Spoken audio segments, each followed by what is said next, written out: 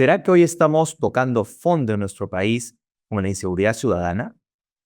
¿Qué otras cosas deben pasar en nuestro país para que las autoridades tomen medidas correctivas de impacto inmediato? Hoy, la corrupción y los otros males que nos aquejan como país han pasado a un segundo plano y todas las miradas están puestas en lo que muchos denominan terrorismo urbano. El día de hoy nos acompaña en este episodio para hablar sobre estos temas y muchos más, la gran Albina Ruiz.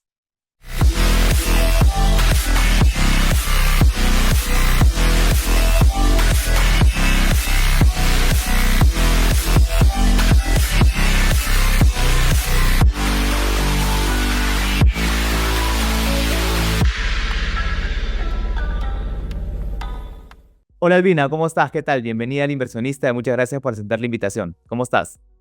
Hola, ¿qué tal? Gracias. Gracias a todos los que nos ven. Gracias, César. Gracias también a todos los que ven El Inversionista. Gracias a ti sé que estás con una agenda bastante apretada y aquí quitándote unos minutos, porque, bueno, hoy vamos a hablar sobre un tema importante. Tú sabes, te he comentado que este canal está bastante relacionado a temas financieros, de negocios, de emprendimiento, pero no podemos hacer nada de esto si no tenemos algo que es importante, ¿no? Antes hablábamos del tema de la salud y la educación, por ahí que no le prestábamos mucho tiempo a dedicarse al tema de la seguridad ciudadana. Tal vez en la época de los 80s, 90s, cuando teníamos el tema de terrorismo muy presente, sí lo teníamos presente en ese momento, pero ahora en estos últimos años no lo hemos tenido tan presente. Sin embargo, yo diría en estos 2, 3 últimos años, post pandemia, creo que la seguridad ciudadana o la inseguridad ciudadana se ha incrementado. Y tú tienes, digamos, el conocimiento y tienes la noticia al día, en el día a día, y conoces mucho de esto. Queremos hablar sobre este tema contigo, ¿no? ¿Cómo ves este tema? De hecho, es un tema muy preocupante para todos, pero ¿cuál es la lectura que tú le puedes dar a todo esto que venimos pasando en el día a día en el Perú? Bueno, a mí me preocupa como ciudadana de a pie, obviamente porque velo por mi seguridad, por la seguridad de mi familia, pero si ya amplío un poco el espectro, sí me preocupa como peruana, ¿no? Porque esto tiene un impacto significativo en la economía de nuestro país. El costo de la violencia es significativo. Solo para que tengan una idea, es más o menos 2,8% del PBI, ¿no? Y en momentos en los que hablamos de un crecimiento de 3,1, 3,5%. O sea, lo que gastamos por la inseguridad es casi a la par de lo que podemos crecer y elevando algunas plegarias, ¿no? Y rogando que estos números hoy, por ejemplo, no se muevan por factores externos, que sí nos pueden complicar un poco más. Solo para tener una idea, las denuncias por extorsión, que no son todas, César, las que se dan, que no es el reflejo de la realidad, porque el miedo hace que muchas personas no denuncien, nos evidencia que estamos en un momento en donde la extorsión y el sicariato son dos grandes males para nuestro país, ¿no? Y que tienen un impacto directo hablábamos del PBI, pero tiene un impacto directo también en sectores claves, ¿no? Turismo, comercio. El inversionista la piensa 2 veces, el turista ya no llega, y esto que no nos hemos recuperado totalmente de pandemia. Entonces, ¿esto qué genera? Que haya menos empleo. Si hay menos empleo, pues el índice de pobreza y demás también se incrementa. O sea, toda es una cadena, un problema se relaciona con varios elementos. Y en verdad es bastante preocupante, ¿no? Que el gobierno no pueda hacer nada sabiendo el diagnóstico de lo que nos puede complicar en adelante. Sí, es correcto lo que tú dices. Ahora, hablamos de un terrorismo urbano, ¿correcto? Ahora, en los años 80, 90 hablamos de un terrorismo, pero muchos especialistas tratan de, tal vez un poquito, tratar de darle la misma ponderación a lo que está pasando ahora con lo que ha pasado en los años 80 o 90. Y esta es una lectura muy personal, yo no sé si tú la compartes, yo te la digo de una manera muy genuina y muy personal. Pero, a ver, la diferencia de lo que pasaba, yo tengo 38 años, he vivido más o menos los últimos tiempos de lo que pasó en el Perú y he vivido en provincia y he podido ver lo que pasaba también en provincia. Pero claro, lo que pasaba en los años 80 90 era un tema más ideológico, ¿no? O sea, utilizaban el terror, por supuesto, utilizaban la fuerza mal hecha, pero digamos que era un tema más ideológico seguido con esa rama. Ahora no hay un tema de ideología, ahora es... Y había una cabeza representante de toda esa agrupación y que, claro, tumbaron a la cabeza y la cosa se desmoronó. Pero ahora son grupos muy chiquititos a los cuales la policía y el Estado tienen que combatir. Capturan a uno y en la esquina se forma otra agrupación. Capturan a otro y en la esquina, en la siguiente esquina vuelven a haber sicarios. Y las armas y estas herramientas para que ellos puedan hacer este tipo de situación están al alcance del día. No sé qué opinas tú al respecto, que claro, es un tema ideológico lo otro, pero esto ya es un tema que ya se está escapando de las manos y no vemos la forma de cómo frenarlo. Lo que sucede es que la violencia que tenemos en estos momentos creo que no tenemos precedentes. Ahora te roban un celular y te matan por un celular. No te arrastran por una mochila, te secuestran. Y antes tú tenías la opción de que el secuestrado pueda ser liberado, ¿no? Sano, salvo. Hoy por hoy, si es que no actúa la policía, luego de eso los mata. Hemos tenido casos de dentistas, ¿no? Asesinados. Te cobran por no pagar no hablamos de los grandes empresarios, el mediano empresario también es extorsionado. El del parqueo es extorsionado, la vendedora ambulante es extorsionado. O sea, yo creo que nunca antes hemos tenido el nivel de violencia y el salvajismo con el que actúan estas organizaciones criminales. Por eso es que nada es estático, inclusive el Código Penal tendría que ser flexible porque la modalidad del delito va variando. Entonces, terrorismo, claro, todos tenemos lo que mencionabas, en el imaginario es el terrorista que ponía coche bomba y que decía que tenía una ideología y era más político, pero causaba terror. Finalmente, a nivel internacional, el término es exacto. Es todo acto que te genera pavor, te genera miedo. Entonces, eso es lo que están haciendo hoy por hoy las bandas delincuenciales y con el uso de artefactos explosivos. En el tiempo de los 80 utilizaban coches bombas, que eran carros que les llenaban de dinamita. Entonces, yo creo que hoy por hoy el que va y te enciende una granada en la puerta de un local, ¿cuál es la diferencia con el terrorista que recordamos? Que puede haber luego vacío legal, los que defienden un poco el tema de que no se pueda incorporar el término de terrorismo urbano, yo creo que lo hacen más pensando en no, pero es que si hay abuso de poder, no, que puede ser hasta discriminatorio. Pero eso es otro punto, ¿no? Eso ya parte de una reorganización, me imagino, del Ministerio Público. Pero lo que están haciendo estas organizaciones criminales es sembrar terror. Y urbano porque lo hacen ya no importa dónde. Ya no hablamos de que el terrorismo como el de antaño empezó en Ayacucho o empezó en la selva. Hoy es en la zona urbana. No interesa, ya no hay zona liberada. Yo estoy de acuerdo con el término terrorismo urbano, ¿no? En el Congreso de la República hay un poco de resistencia y sobre todo de aquellos partidos políticos que son de izquierda, porque hay un sector de la izquierda que históricamente ha estado ligado a defender a estos terroristas, ¿no? Sí, sí, y eso en la práctica, ¿qué cambiaría? Porque, digamos, en la práctica estamos hoy por hoy en estado de emergencia en Lima y Callao y las cosas no cambian mucho, ¿no? O sea, cambiarle de nombre a terrorismo urbano, en la práctica, ¿realmente tú crees que eso ayude en algo? Tiene que ver, digamos, sí, dime. Las penas serían más severas, ¿no? Para empezar. Ok. No, hoy no tendríamos a recapturado. Los policías hoy por hoy capturan a alguien y se dan con la sorpresa de que lo habían capturado hace no mucho tiempo. No, hoy por hoy ya se ha dado alguna herramienta también para que el policía pueda actuar en caso de flagrancia, ¿no? En caso vea que la otra parte, en este momento la delincuencial, si tiene un arma letal, el policía está, digamos, se le ha dado la carta libre y la carta blanca para que pueda disparar o para que pueda actuar, ¿no? Correcto. Ahora, la gente que sale a la calle legítimamente a protestar por todo esto que estamos viviendo y que, claro, también se involucra temas políticos, los partidos políticos que quieren sacar algún tema de provecho también de esta situación, que bueno, digamos que dentro de la coyuntura peruana y latina es algo bastante normal. Pero la gente que protesta y sale a la calle, que ya está harta legítimamente de todo esto, dice, pues, ¿no? Ok, listo. Tenemos no sé cuántos militares que están en los cuarteles, tenemos gente de la Marina, gente del Ejército que están resguardando sobre una posible guerra que probablemente nunca suceda en las fronteras. ¿Por qué no salen a la calle y por qué crees tú que este método, por ejemplo, extremista, seguramente para algunos, del presidente Bukele, no pueda ser implementado en el Perú con éxito? ¿Qué nos falta?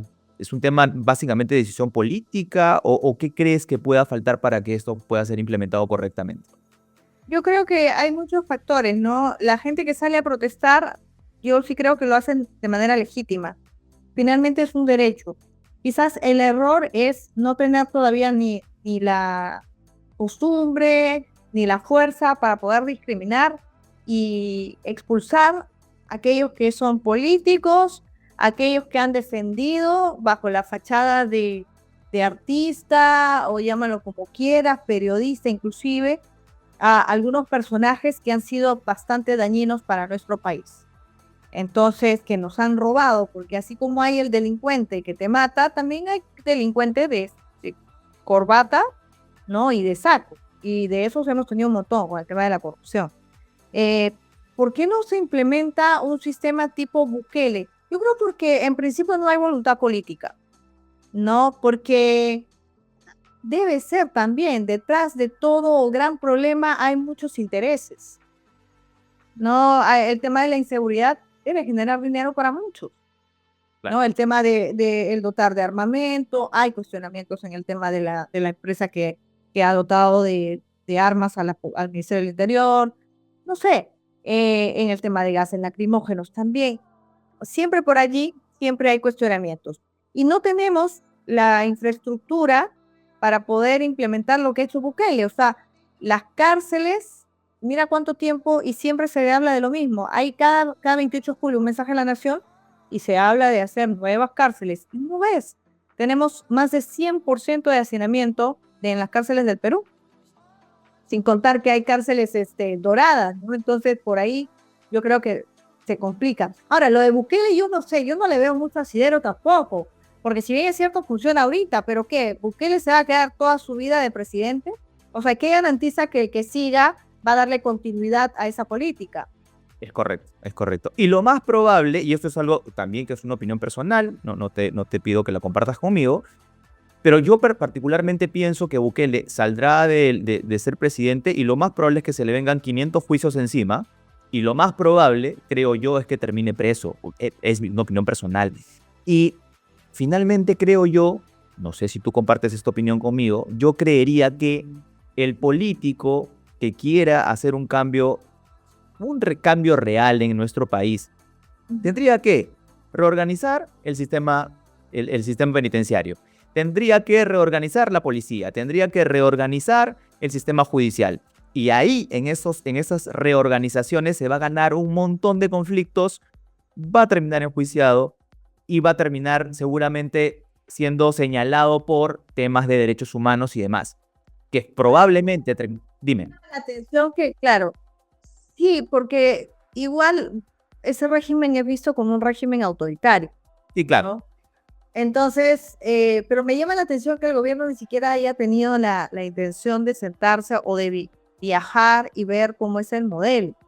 Y a partir de eso sacar sus conclusiones. Porque sí, valgan verdades, hay resultados en la práctica con reducción de la criminalidad. Pero Bukele, recordemos que es publicista. Entonces lo que más funciona en ese país es la comunicación. Sí. Son mensajes claros, muy directos. No, Sí. hay que ir, no hay que comprarse todo lo que te venden en las redes sociales o en la televisión, que en mi caso, ¿no? Hay que ir y en presencial ver, en verdad, las cárceles como son, tenemos toda capacidad, pero yo no veo que haya voluntad política para hacerlo, ¿eh? Y esto que se debate, por ejemplo, el tema de la pena de muerte, ¿tú crees que esto sea una solución práctica en nuestro país? Imagínate, hablamos de Bukele y hablamos de pena de muerte. ¿Te imaginas si ponen cárceles para corruptos? ¿Cuántos de los políticos que están ahora en el Congreso, en Palacio, en el Ejecutivo, tendrían que hacer una cárcel solo para ellos? ¿No? Imagínate la pena de muerte. Eso no es posible, están hablando babas. Porque, mira, estamos nosotros como parte de tratados internacionales. Salirse del Pacto de San José más o menos se tardaría unos 3, 4 años. Dina Boluarte se va en 6 meses. ¿Para qué lo propone? Es pura cortina de humo. No es la primera presidenta ni va a ser la última. Entonces, hay quienes dicen, no, es que estar en el Pacto de San José más bien nos complica. Sí y no, porque también hay unos beneficios adicionales que nos garantiza como democracia, etcétera. Yo no creo, la verdad. O sea, eso tendría que merecer un mayor análisis. El hecho concreto es que este gobierno no lo podría implementar. Entonces, si no lo vas a poder implementar porque ya te vas dentro de menos de un año, lo estás proponiendo solo por populista, pues. Es verdad. El gobierno o el Estado es parte del problema. Lo que sí yo rescato de Bukele es que en algún momento, claro, él dentro de su análisis decía, ¿cómo es posible que un país no pueda combatir la inseguridad? O sea, ¿cómo es posible que estemos llegando al punto donde a plena luz del día, bici paciencia todo el mundo, entren motorizados como si fuera una selva y ataquen a balazos a choferes? Ni siquiera son empresarios, o sea, no, son choferes que se ganan el día a día, ¿no? Está mal por todos lados, pero solamente para que te des cuenta de la magnitud. ¿Cómo hemos llegado a ese nivel? Y claro, Bukele lo que decía es lo que todos más o menos sospechamos, pero nadie se atreve a decirlo. Es que debe ser que en el gobierno, Poder Judicial, Ministerio Público, Policía, estas redes criminales han infiltrado sus tentáculos. Y hay gente que también es parte de esas organizaciones criminales allí, ¿no?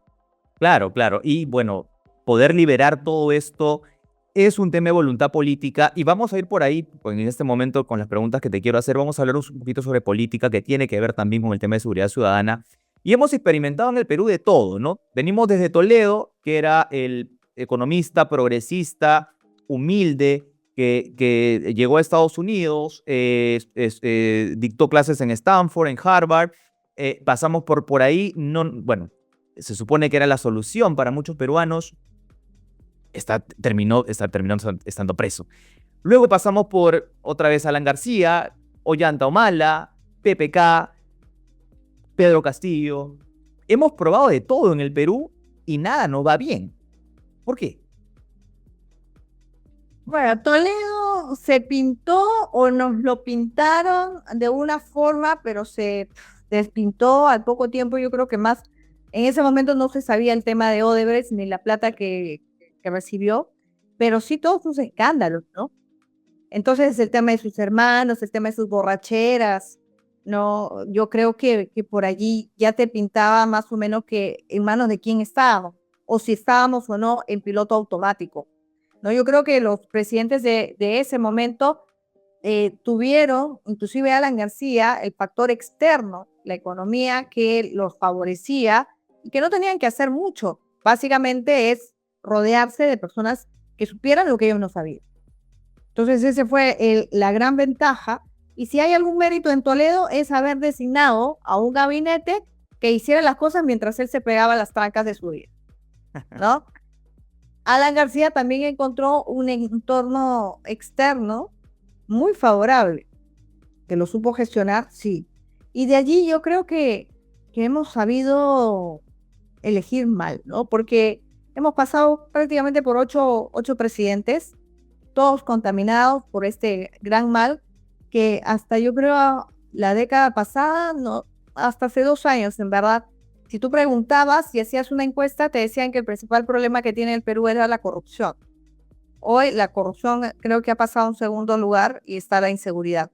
Pero todos estos presidentes se vieron arrastrados por la corrupción de Odebrecht, ¿no? Y que mira hasta dónde ha llegado. Ahora, ¿cuántos presidentes? Tenemos un presidente muerto, uno que está con arresto domiciliario, la otra alcaldesa que también va a irse a la cárcel. Entonces, yo creo que la corrupción ha sido el peor de los males, ¿no? Para un país que tiene todo, como siempre, y esto no es de ahora, esto es hasta histórico, pero y lo repiten cada vez que los políticos llegan al poder, pero la gran interrogante es, ¿qué estás haciendo tú para cambiar eso?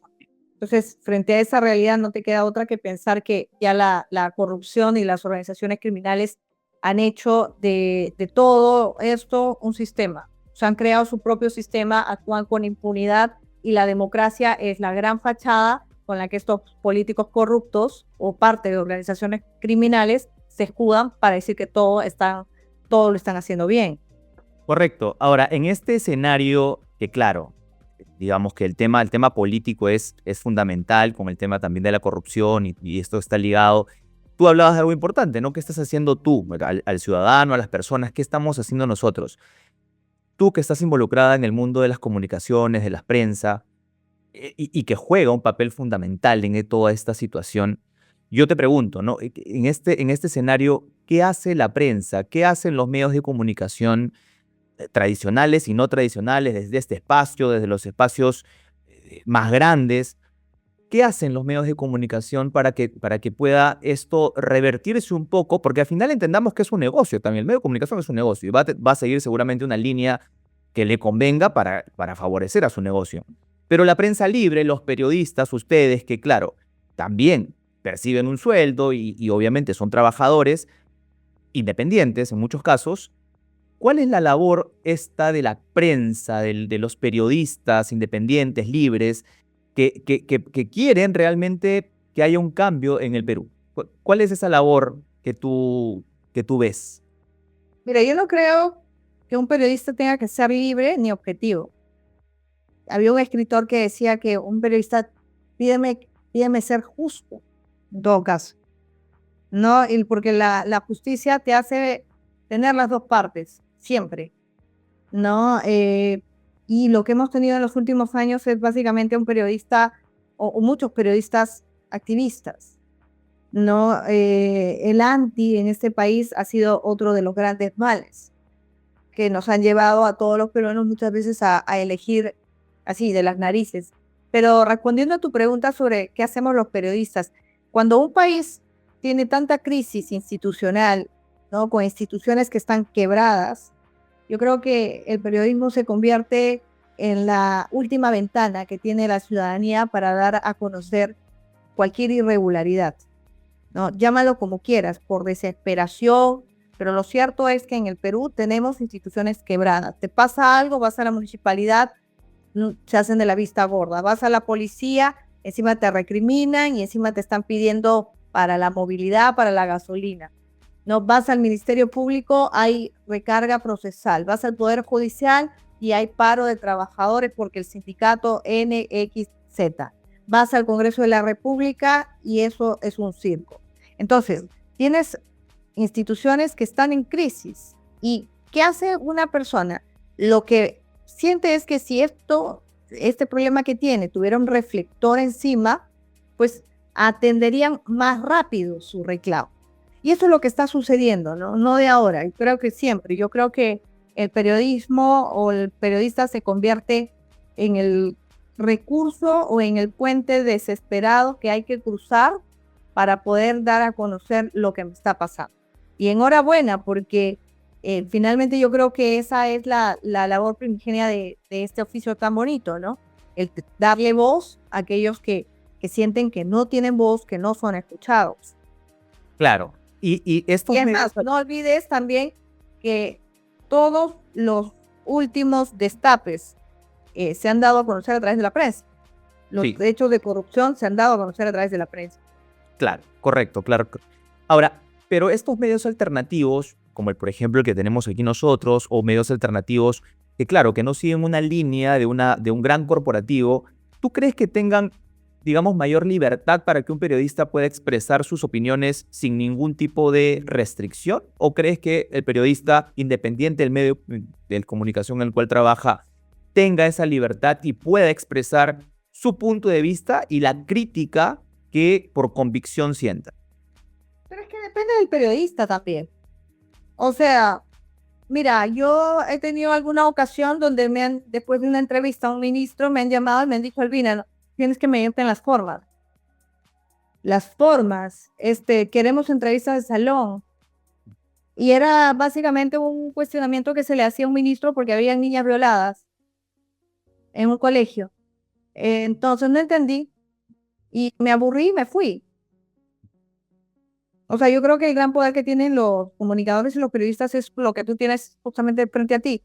Es un micrófono y es una pantalla. Y si sientes presión o algo no te gusta de cómo están tratando de redirigir tu trabajo, puedes elegir. O sea, siempre se puede elegir. Claro, claro, claro. Albina, para ir cerrando ya la entrevista, venimos muy poquito, nos queda muy poco tiempo para las elecciones del 2026, que es ya ahorita prácticamente. Y el escenario no es muy alentador finalmente, ¿no? Tenemos un montón de partidos políticos que otra vez están intentando llegar a la presidencia y que, claro, muchos de ellos tienen claro que no van a llegar, pero para un poco dispersar la cuota de meter, pues, congresistas o de tener representatividad en los diferentes departamentos del Perú, presentan su partido político. Las alternativas que hoy se ven, algunas preocupan, algunas no tanto, pero no sé si tú ves desde tu perspectiva de periodista y de analista político, digamos que alguna luz de esperanza, sin mencionar seguramente partido político o algún candidato en particular, pero dentro de lo que tenemos para elegir, y esperamos que esta vez podamos elegir de manera correcta, ¿tú ves alguna luz de esperanza en este camino para el del 2026 hacia adelante o crees que las cosas van a seguir tal cual como están hasta ahora? Yo creo que sí puede haber una luz, pero va a depender de nosotros. O sea, es un cliché decir que el Congreso es el reflejo de lo que somos como sociedad. No, yo creo que basta decir eso. Eso es el reflejo de 3 o 4 dirigentes de los partidos políticos irresponsables que han metido a gente que no debía estar porque no pasaron los filtros necesarios. O sea, yo creo que esta próxima elección es un reto para todos, pero ¿sabes qué? Para los que tenemos memoria. Yo creo que los partidos políticos en sí se han pintado de una manera donde ya no hay chance para discriminar. Sabemos, ya no por personas, sino por partidos políticos. ¿Qué partido político sí y qué partido político no y qué partido nunca más? Entonces, ya dependerá de cada uno. O sea, hay partidos políticos que han tenido la oportunidad en estos últimos años y que no la han sabido aprovechar. Tenemos un partido político, madre mía, que tiene, creo que, a todos sus representantes en el Congreso llenos de delitos y llenos de investigaciones. Entonces, no hay que indagar mucho. Eso por un lado. ¿Qué es lo que se nos viene? Yo creo que el hecho de que hayan tantas agrupaciones políticas básicamente responde a dos cosas, ¿no? El hacer o estar en un partido político creo que se ha convertido en un gran negocio para muchos, ¿no? Donde no importa si llegas a la presidencia o no, pero por campaña ya vas haciendo plata. No nos olvidemos de la frase del fallecido Alan García, la plata llega sola. Y en campaña, mucho más, ganes o pierdes. Entonces, eso hay que transparentarlo, ¿no? En la medida de lo posible. Y lo otro, que quienes quieren llegar ahora dentro del juego político del tablero, creo que ha cambiado, ¿no? Porque hay quienes hoy por hoy son conscientes de que el real poder está en el Congreso, no está en Palacio de Gobierno. Entonces estamos en un momento donde hemos implementado en los últimos años un sistema que es semiparlamentarista, ya no es presidencialista, sino el poder enquistado en el legislativo. Entonces todos apuntan a eso. Ahora con 2 cámaras, ¿tú te imaginas cómo va a ser eso? Hay esperanza porque vamos a saber elegir por quién no, por qué partidos políticos no, pero ya no solamente van a ser 130, no vamos a estar superando los 240 y pico. Entonces, eso sí es un problema. Vamos a ver qué es lo que pueden hacer desde la Cámara de Senadores. Sé de muchos casos en los que están tratando de postular simplemente para que sus agrupaciones políticas no pierdan la inscripción, la valla del 5%. Entonces, la verdad es que eso termina dispersando el voto y haciendo que nuevamente ganen los que no están preparados. Pero yo creo que ya hemos tocado fondo, ¿no? Menos de lo que hemos tenido, yo creo que ya no hay. ¿Tú crees que ya tocamos fondo? Aunque no sé, hay una frase en Venezuela que siempre escuchaba cuando iba de cobertura que decía, bueno, en Venezuela solo falta que llueva del suelo para arriba. Yo creo que estamos en ese momento. Estamos en ese momento, sí. Sí, correcto. Albina, vamos ya cerrando la entrevista y este es un bloque final que tenemos. Tenemos un auspiciador que se llama Lúdica, que es la primera escuela de negocios y educación financiera del Perú, dirigida a niños y adolescentes en etapa escolar. Y esta secuencia se llama Pimponeando con Lúdica. ¿Ok? Te voy a dar algunas palabras y tú me dices lo primero que se te viene a la cabeza referente a la palabra. Si gustas, puedes explicar un poquito más y explayarte un poquito más sobre la palabra que te voy a decir. ¿Ok? Listo. La primera palabra es periodismo, Oficio, pasión. política, Desprestigio. corrupción, Cáncer. medios de comunicación, En evaluación. Perú. De tierra. Albina, muchísimas gracias por estar acá con nosotros. Ha sido un placer conversar contigo. Gracias. Es una periodista con mucha trayectoria. Eres bastante joven, pero con mucha trayectoria en televisión y claro, con toda esta experiencia, la verdad yo te agradezco mucho por haber aceptado la invitación y por haber estado en este espacio pequeño, humilde, pero ahí vamos. No, gracias. Gracias. Sigamos haciendo patria. Usted, desde el inversionista también. Muchísimas gracias por la consideración y que no nos gane el desencanto. A seguir bregando. A seguir para adelante. Albina, muchas gracias. Un placer. Chao, gracias. Estuvo con nosotros en este episodio Albina Ruiz, periodista, presentadora de noticias, docente universitaria y columnista. Nos vemos en un próximo episodio.